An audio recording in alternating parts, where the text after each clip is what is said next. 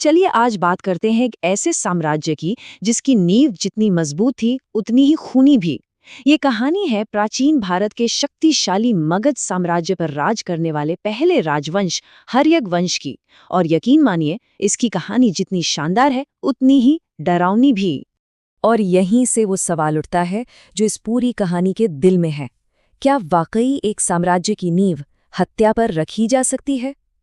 क्या सत्ता की भूख इतनी ज्यादा हो सकती है कि वो खून के रिश्तों को भी भुला दे? आइए हर्यक वंश के इतिहास की गहराइयों में उतरकर इसका जवाब ढूंढते हैं। तो देखिए, हर्यक वंश का शासनकाल लगभग 545 ईसा पूर्व से शुरू होकर 412 ईसा पूर्व तक चला, मतलब करीब 130 साल। पर ये सिर्फ 130 साल नहीं थे, ये वो दौर था जिसने मगध की किस्मत लिख दी और भारत के इतिहास पर एक बहुत गहरी छाप छोड़ी। इस कहानी की शुरुआत होती है इसके संस्थापक बिंबिसार से। बिंबिसार सिर्फ एक राजा नहीं था, वो तो मगध का आर्किटेक्ट था।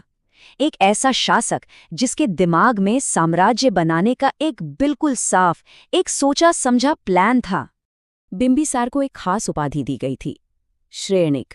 इसका सीधा सा मतलब था सेनाओं को एक साथ लाने वाला, या कह सकते हैं मार्शलर।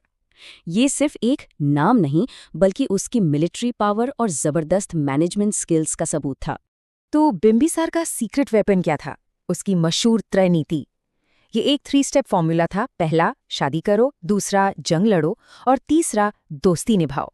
उसने इन्हीं 3 तरीकों का इस्तेमाल करके मगध को एक महाशक्ति बनाने का काम शुरू कर दिया। उसकी पहली चाल थी शादी।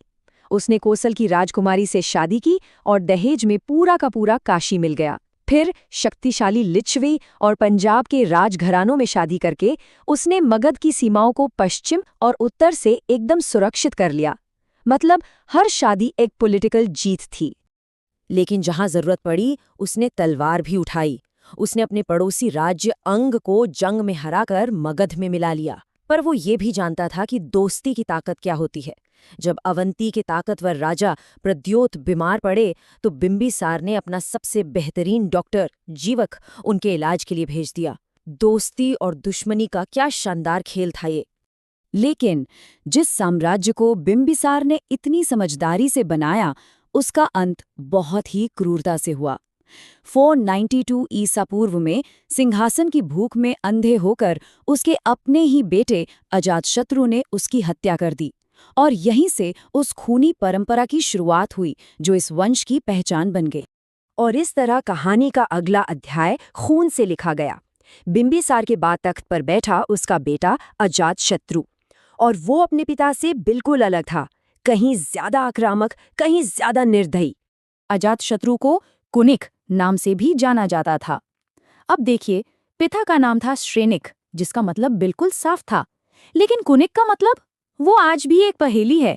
ये नाम जैसे उसके रहस्यमयी और खतरनाक स्वभाव की तरफ इशारा करता है। मतलब बाप और बेटे में जमीन आसमान का फर्क था। बिंबिसार ने रिश्ते जोड़कर साम्राज्य को बड़ा किया, तो अजातशत्रु ने तलवार और धोखे से उसे फैलाया। एक ने नींव रखी, तो दूसरे ने उस पर जीत के खूनी झंडे गाड़े। अजातशत्रु ने सत्ता संभालते ही जैसे जंग का ऐलान कर दिया। उसने किसी को नहीं छोड़ा, यहाँ तक कि अपनी माँ के राज्य कौशल पर भी हमला कर दिया। काशी को दोबारा छीना और उस दौर के सबसे ताकतवर माने जाने वाले वज्जी संघ को भी घुटनों पर ला दिया।